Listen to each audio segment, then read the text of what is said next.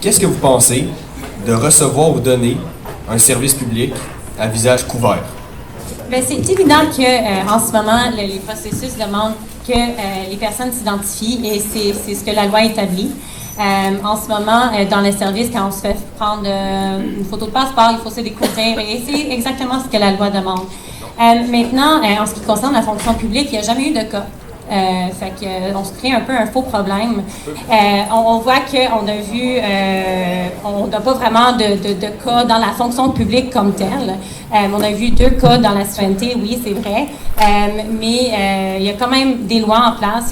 Il y a les tribunaux qui vont trancher dessus. C'est important de voir qu'est-ce que les autres vont dire pour respecter la démocratie. C'est important de donner l'indépendance aux tribunaux également. Mais c'est sûr que on veut que les gens s'identifient et c'est exactement ce que la loi exige. Merci.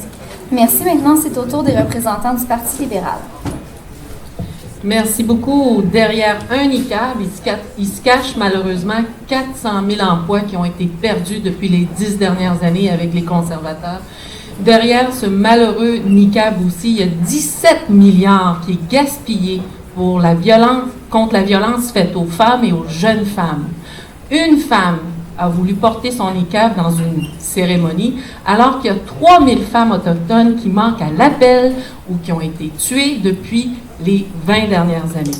Derrière ce niqab-là, on a décidé d'en faire un enjeu, alors que les vrais enjeux de société au niveau de la violence, la lutte à la pauvreté, l'environnement et le bilan Harper, alors soit on embarque dans leur game de wedge issue, ou ben donc, collectivement, on dit on peut s'en parler. On n'est pas à l'aise avec le niqab, on peut s'en parler. Mais si on parle de ça, pourquoi on ne parle pas des femmes juives qui sont obligées de se raser les cheveux et mettre une perruque? Personne ne s'est plaint de ça. Au Force et Démocratie, on est archi contre le niqab. C'est inacceptable qu'on vit dans une société à visage découvert. Donc, si la personne qui veut porter son niqab, donc, ou qui ne voulait pas prêter serment à visage découvert, l'aéroport est là. Retournez au Pakistan. Donc, on n'est pas au Pakistan ici, on est au Canada, une société libre. Moi, je vais au-delà du niqab, il y a aussi l'économie. Donc, les gens qui portent le niqab, ils vont jamais trouver un emploi ici au Canada parce qu'il n'y a pas un employeur qui vont les accepter avec le niqab. Ils ne peuvent même pas tenir un commerce. Si j'arrive dans un département, je vois quelqu'un avec le niqab, je vais retourner sur mon pas. Donc, ce sont des gens qui vont être sur le bras de la population. Donc, le gouvernement va leur payer avec nos impôts. Donc, on est archi contre le port du niqab. Il faut que tout le monde soit visible dans tout ce qu'on fait dans la société. Merci. Merci. Maintenant, au tour du Bloc québécois. Oui, vous avez raison, Michel, lorsque vous dites qu'il y a aussi d'autres enjeux et que les femmes autochtones, d'ailleurs, nous, on a la même position là-dessus. Vous avez raison de dire qu'il y en a d'autres enjeux dans cette campagne, sauf que sur cet enjeu-là, c'est pas parce qu'il ne fait pas votre affaire qu'il ne faut pas le régler correctement. C'est une question constitutionnelle. La Charte des droits et libertés dit à l'article 1 qu'on peut porter atteinte à un droit et à une liberté dans des limites qui soient raisonnables. Que font mes collègues? Ils se cachent derrière les tribunaux. Savez-vous que les tribunaux, là, ils regardent, ils vont interpréter les lois qu'ils ont devant eux. Qui font les lois? Les élus. Nous, ce qu'on dit, c'est qu'on va déposer une loi que les tribunaux vont devoir examiner pour le vote à visage découvert. Et ce que ça va faire, c'est qu'ils vont devoir décider si c'est raisonnable, dans le cadre d'une société libre et démocratique, de voter, de demander qu'une dame, quelle qu'elle soit, là on dit qu'il n'y en a pas beaucoup, il pourrait y en avoir, on teste notre démocratie, nos principes au fondement de notre démocratie. Les femmes ont fait une lutte de 40 ans au Québec pour le droit de vote et pour faire en sorte de s'émanciper. L'égalité homme-femme, c'est non négociable pour le Bloc québécois et c'est pas un petit enjeu, c'en est un parmi tant d'autres, mais sur ça, nous, on a une position claire. Et ce qu'on demande, moi je demande à mes adversaires, c'est en quoi est-ce déraisonnable dans une société d'accueil comme la nôtre que l'on demande à une femme, lorsqu'elle veut voter, s'assermenter ou donner des services de l'État, de le faire à visage découvert. En quoi cela est-ce déraisonnable? Est-ce qu'il y a d'autres gens qui voudraient s'avancer? En fait, j'aurais une question par rapport à l'environnement. Le Léoduc. J'étais au grand rassemblement du 26 septembre dernier contre le Léoduc. il y avait plusieurs personnes qui sont à cette table qui étaient là. Et je me demande, avec ce qu'on a entendu tantôt, Monsieur Thériault a rappelé que hier ou avant-hier, dans les journaux, a coulé une information par rapport à la collusion possible avec TransCanada. Et j'ai l'impression, Monsieur Twain, mais j'aimerais vous entendre, que votre position a un peu changé par rapport à ce que vous disiez la dernière fois. Et ma question est jointe aussi d'une mise en situation. Comme on a ici des jeunes et pour qui l'environnement, ce sera probablement le sujet le plus important, j'aimerais savoir si votre gouvernement est élu, qu'est-ce que vous allez faire si vos élus, justement votre premier ministre qui va être là, une fois que tout ça va être passé, et mettons que l'oléoduc est accepté, mais là, il y a des sables bitumineux qui passent là-dedans, et on sait qu'en environnement, on dit qu'il faut que les sables bitumineux restent sous la terre pour éviter les changements climatiques majeurs qui s'en viennent. Donc là, pour moi, il y a quelque chose ici d'un espèce de non-sens de vouloir avoir un oléoduc, et je sens qu'il y a de tous les partis, quelque chose de pas clair sur qu'est-ce qui va se passer si effectivement l'oléoduc est accepté. Mettons que l'acceptabilité sociale était là. Qu'est-ce qui va se passer de votre côté en tant que député? Allez-vous respecter la ligne de parti ou vous allez vous opposer à ça selon vos positions? Donc, le Parti libéral, vous étiez d'ailleurs les premiers là, dans l'ordre que j'avais pigé. Je vais vous laisser répondre, les autres pourront ensuite commenter. Pour la première partie de la question, oui, OK, excusez-moi, pour l'information qu'on a reçue hier sur notre ancien, c'est important de le mentionner, ancien coprésident national de la campagne pour le Parti libéral, M. Dan Gagné, lorsqu'on a reçu l'information de ce fameux courriel, tout de suite, nous avons réagi, tout de suite, nous avons accepté sa démission. Ce bénévole qui a participé dans la campagne depuis les tout débuts a, dans une ancienne vie, aussi participé comme lobbyiste. Donc, il est clair pour nous, il ne fait plus partie de l'équipe. On s'est engagé justement de faire le ménage. Moi, je fais partie de l'époque de la commission Gomery, là, et on s'est engagé à faire le ménage et on continue à le faire.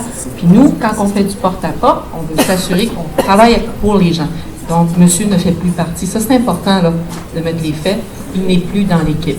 Alors, mon collègue a participé à la manifestation et j'aimerais ça que tu finisses la bonne question. Pas de problème.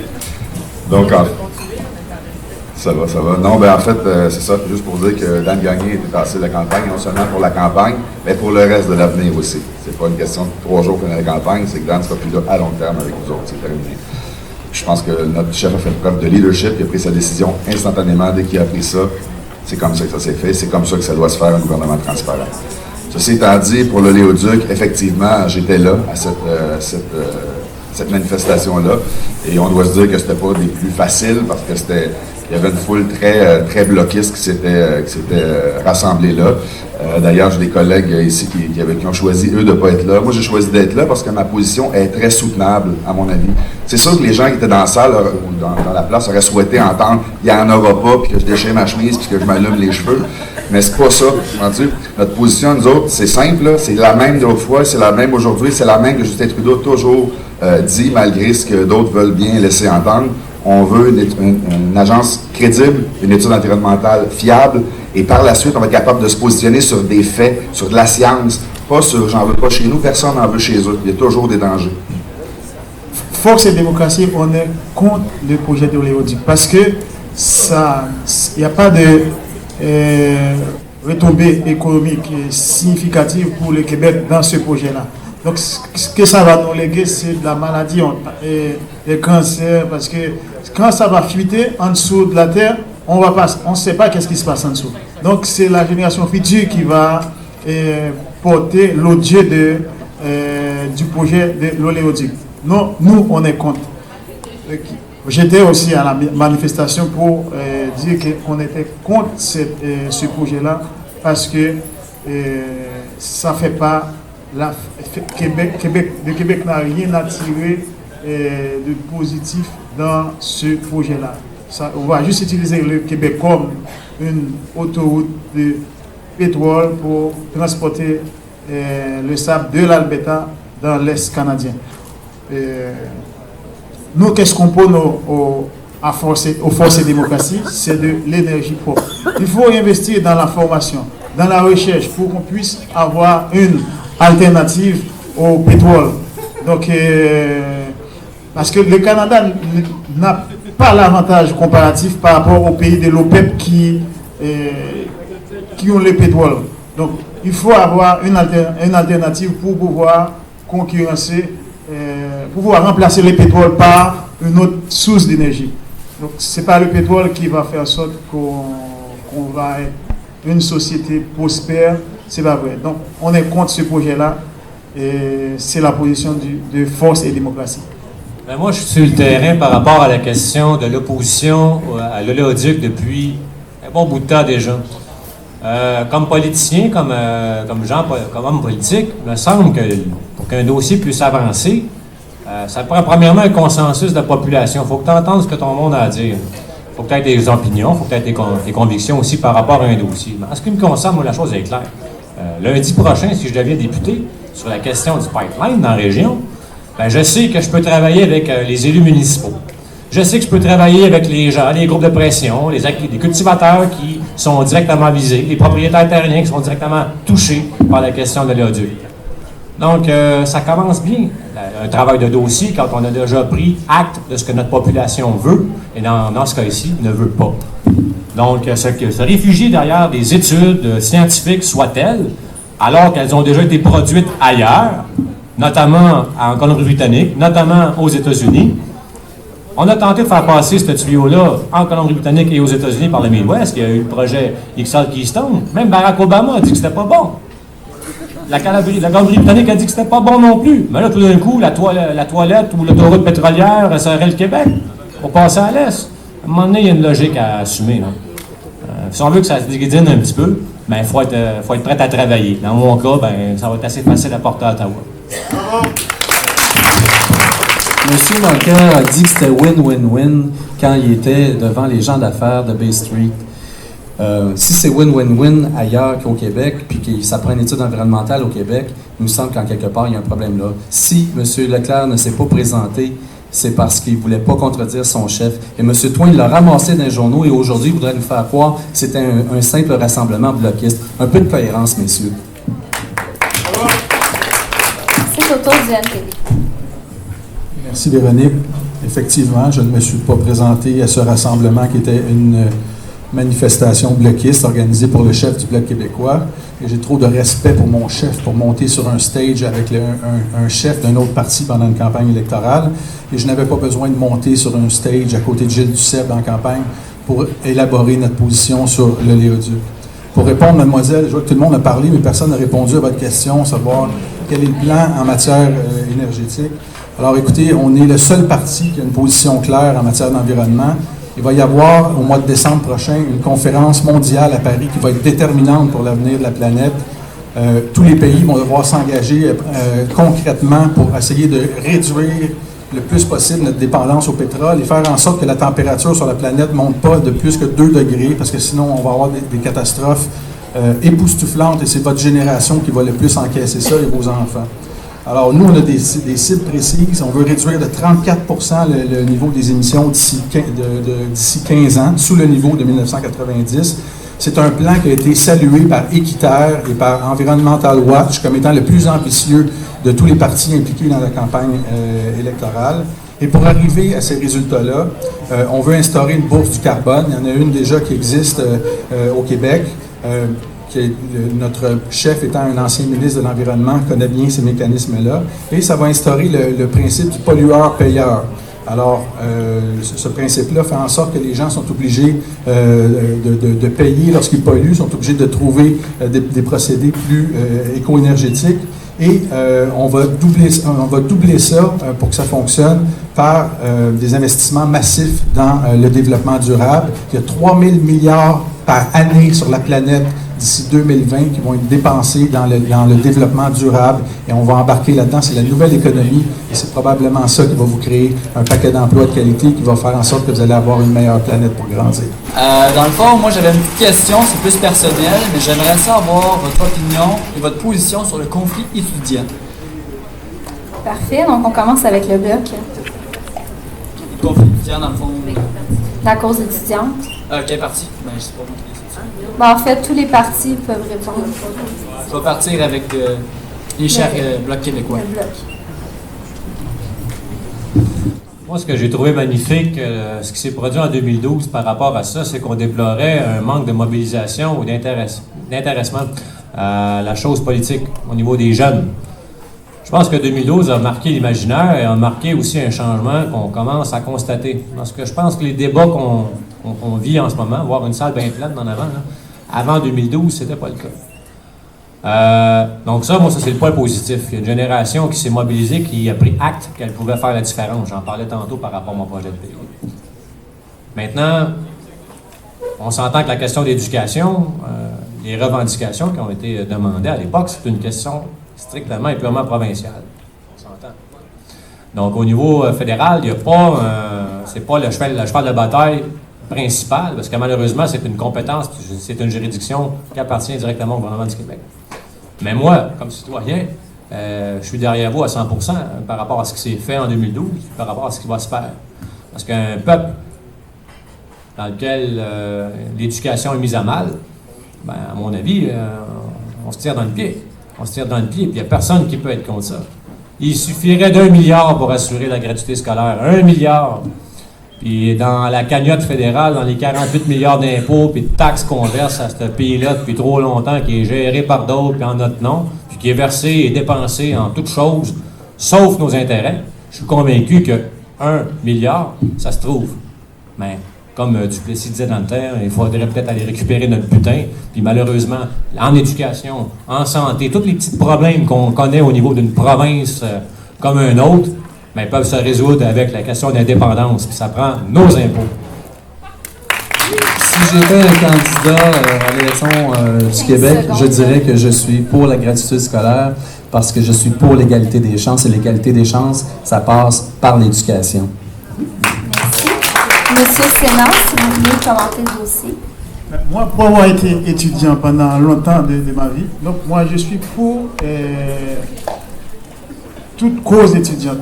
Et que l'étudiant veut que la situation change pour lui. Donc, non, on est avec eux. Parce que sans des étudiants, sans des études, donc l'avenir de la population, l'avenir du Canada est foutu. Merci. Le NPD? Oui, donc moi j'ai été élue en 2011. Avant d'être élue, ben, j'étais dans la rue avec vous.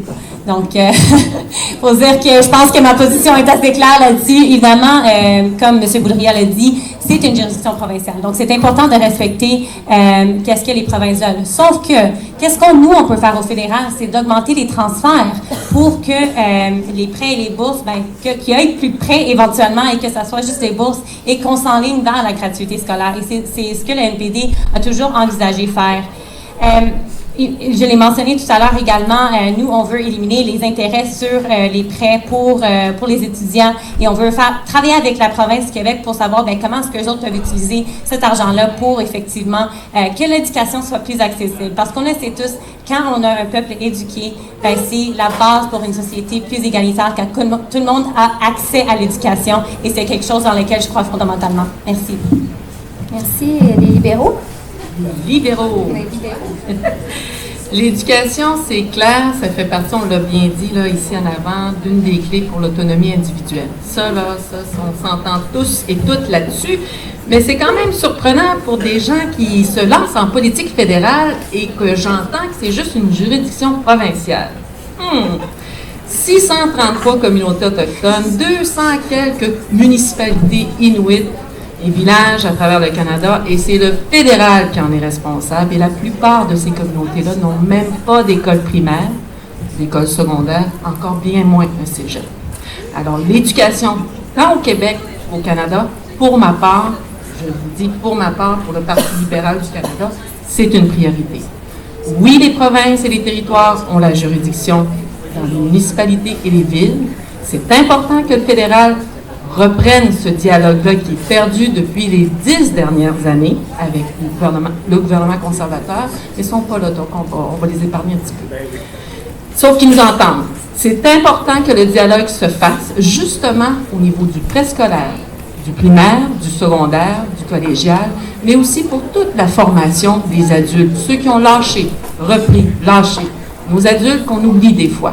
Donc, la formation et l'acquisition de compétences, elle est importante. Fait que oui, en tant que Québécoise et nous, je l'ai porté fièrement le carré rouge. J'avais pas honte. Pourquoi? Justement, nos enfants doivent bénéficier d'un droit fondamental, d'un droit qui, pour nous, dans la Charte canadienne aussi, de pouvoir s'exprimer dans les rues, de rappeler à l'État, de rappeler au Québec comment ça se fait qu'on s'endette au lieu de se nourrir, de s'enrichir de cette belle jeunesse. Merci beaucoup. Je voudrais savoir si vous n'êtes pas au compte les 8 milliards d'eau usée qui vont être déversés dans le fleuve Saint-Laurent. Parce que si vous allez faire de la pression envers votre chef de parti pour si ça va arrêter ou si vous avez... C'est pas grave d'avoir 8 milliards, c'est quand même de l'eau potable, puis moi j'accepte. Parfait. Donc, la parole au NPD d'abord. Nous, c'est assez simple. On est contre. Si nous, on rentre lundi prochain, c'est sûr que ça ne sera pas. Merci. Les libéraux? Bien, c'est clair. Je pense que vous l'avez vu, monsieur le maire de Montréal, comment il a lancé un cri du cœur cette semaine auprès des médias, comment ça fait 1 an, depuis 2014, que le message est lancé à la ministre de l'Environnement, Mme Agluka, et que subitement, elle vient de prendre connaissance du dossier. Alors, en pleine campagne électorale, il décide de réagir. Alors, nous, on dit, c'est important, on propose des investissements, excusez-moi, j'ai l'impression d'être... On propose des investissements majeurs en matière d'infrastructure, notamment au niveau des eaux usées, des aqueducs, et il y a un mot que je ne suis pas capable de le dire, donc l'assainissement des eaux. Je pense que je l'ai eu. Et comment ça se fait qu'on néglige justement des infrastructures comme une grande ville à Montréal? J'ai eu la chance, pendant cette belle campagne, d'aller visiter, nous, à Terrebonne, la régie, au niveau des municipalités, comment elles travaillent et comment elles préviennent justement quand elles retournent l'eau usée dans la rivière. Il y a un beau travail qui se fait ici et je suis fière de vous dire que cette régie-là fait partie des 10 les plus à jour en matière de technologie, les plus modernes aussi. Donc, on a su ici à Terrebonne évoluer et prévenir pour ne pas faire comme Montréal est en train de vivre. Donc, c'est clair que pour nous, les investissements qu'on veut faire au niveau de l'aqueduc, il y a un beau dialogue qui se fait avec le maire Coderre. C'est une excellente question, mais c'est une question à laquelle on ne peut pas répondre à la légère. C'est d'abord qu'il n'y a pas de représentant du Parti conservateur ici. Parce que dire « je suis pour qu'on déverse de la marbre dans le fleuve », ça paraît mal. Dire qu'on est contre, ça peut paraître bien, mais savoir que si on ne le fait pas, ça risque d'être encore pire, puis que partout ailleurs on le fait, en Ontario, puis qu'il n'y a pas personne à qui lève le petit doigt au côté des conservateurs, puis personne n'a prévu le coup, ça c'est irresponsable. En politique, à un moment donné, on a des situations qui sont lose-lose. Et moi, je pense que ça en est une situation lose-lose. Et ce qu'il faut, c'est d'être près aussi des municipalités et respecter leurs besoins aussi. Et il n'y a personne qui veut cela. On l'a dénoncé, sauf qu'à un moment donné, il faut être responsable. Et il faut permettre que les infrastructures au niveau de l'assainissement soient améliorées. Et c'est la raison pour laquelle Montréal est pris avec ça. Et d'autre part, s'ils ne le font pas, ça risque non seulement de s'en aller dans le fleuve, mais de rebondir dans les maisons. Alors, à un moment donné, il faut être responsable là-dedans. Et c'est pas une position intéressante, mais il aurait fallu y voir bien avant, en amont. Et c'est pas de gaieté de cœur que les gens le font. Mais maintenant, les gens de la Polytechnique, les prétendus experts, mais qui semblent être des experts, nous disent que ce sera minime. Ben, pour la dernière fois, je le souhaite avec des investissements massifs. On a encore malheureusement une belle illustration d'une espèce de dysfonctionnement du système politique. Un ministère de l'Environnement qui nous dit à Québec c'est correct, l'autre à Ottawa nous dit non, il y a quelque chose qui ne marche pas, puis la municipalité là-dedans se retrouve avec la balle de ping-pong. Là. Je pense qu'on a intérêt à simplifier l'administration publique, notamment en matière d'environnement. Merci. Et enfin, M. Sénat. Nous, on est pour l'environnement, donc contre le déversement des eaux usées dans le fleuve. Parce que c'est aux autorités, par exemple le maire de Montréal, de trouver un moyen pour traiter ces eaux-là. Donc, déverser ça dans le fleuve pour polluer l'environnement, les cours d'eau, ça, c'est pas intéressant. Donc, c'est pas normal. Donc, il faut qu'ils trouvent un bon moyen, donc, à travers la technologie, pour traiter les eaux usées une fois pour toutes. Donc, pas déverser ça dans les fleuves. Donc, on est contre tout déversement. Merci. Alors, en 1 minute, ce que je vous propose, c'est de voter pour un député qui est reconnu être près de ces gens, qui a, par le passé, fait ses preuves au niveau provincial, qui est réputé prendre soin de son monde, et pour qui ce sera toujours le Québec d'abord et le Québec tout le temps. Nous, on n'aura pas besoin de faire de compromis pour plaire à Calgary ou Toronto, comme nos adversaires des vieux partis devront le faire, et le font déjà. On a vu sur la position, entre autres, prise par M. Mulcair sur l'oléoduc. C'est ni oui ni non, mais encore peut-être une étude environnementale. Si vous voulez un député qui se tient debout pour défendre vos intérêts, le consensus québécois, si vous voulez qu'on prenne enfin notre place dans le monde plutôt que d'être une province comme les autres, si vous voulez qu'on signe nos propres accords internationaux, nos propres traités, que l'on fasse entendre la voix du Québec et des Québécois sur les grands forums environnementaux, comme la Conférence de Paris, si comme moi vous voulez être respecté et reconnu pour ce que vous êtes, moi je ne suis pas Canadien, je ne l'ai jamais été puis je ne le serai jamais. Je suis Québécois et quand je me promène dans le monde, je ne veux pas qu'on me prenne pour un autre, je veux qu'on me prenne pour ce que je suis. Alors si vous êtes comme moi, ben votez pour le Bloc québécois. Richard Pointe, du Parti libéral du Canada. C'est que le 19 octobre prochain, vous aurez le choix entre trois visions très différentes. D'abord, je vais vous parler rapidement de notre plan à nous. Justin l'a dit souvent, on a un plan. Au niveau de l'économie, si j'avais en fait à qualifier, un adjectif qualificatif pour qualifier cette campagne-là qu'a menée Justin Trudeau, et cet adjectif-là, ce serait courage. Parce qu'il fallait du courage pour dire qu'on était pour augmenter les impôts des 1% les plus riches, pouvoir permettre de diminuer les impôts de la classe moyenne. Il fallait du courage aussi pour dire qu'on était pour augmenter les allocations familiales, qu'on était pour arrêter le programme universel de garde d'enfants, arrêter d'envoyer des chèques aux millionnaires, comme souhaitent continuer à le faire M. Harper et M. Mulcair. On a aussi annoncé qu'on ferait des déficits les 3 premières années, parce qu'on veut, nous on est d'avis que quand on est en ralentissement, en fait nous et la plupart des économistes au Canada, on est d'avis qu'en ralentissement économique comme c'est là, après 2 récessions sous le régime Harper, que le taux de chômage est plus élevé aujourd'hui qu'en 2008, la solution, c'est pas de se croiser les bras et d'espérer que ça va s'arranger, mais c'est d'investir de l'argent dans l'économie, ce que nous, on va faire. Et en passant 3 déficits contrôlés, 10 milliards, 10 milliards, 5 milliards pour l'équilibre à la 4e année, c'est rien à côté des 8 dernières années de M. Harper avec un déficit moyen de 20 milliards annuels. Et bon, voilà. L'autre option, ben, c'est le Bloc. Ils ont des bonnes idées, c'est du bon monde. Mais tu as le choix d'agir ou de proposer, de décider ou suggérer, conduire ou être passager. Moi, j'ai le goût de décider. Martin Leclerc. Martin Leclerc du NPD. Oui, merci Véronique. Alors écoutez, avant de parler de nous ou de moi, je veux vous parler de vous.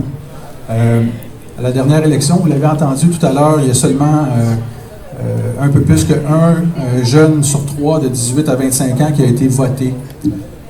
Je vous demande, et j'aimerais vous inciter, vous inspirer à aller voter dans cette élection-là. Si les jeunes ne prennent pas la peine d'aller voter, les politiciens ne se préoccuperont pas de ce qui vous touche, de ce que vous voulez comme changement dans la société.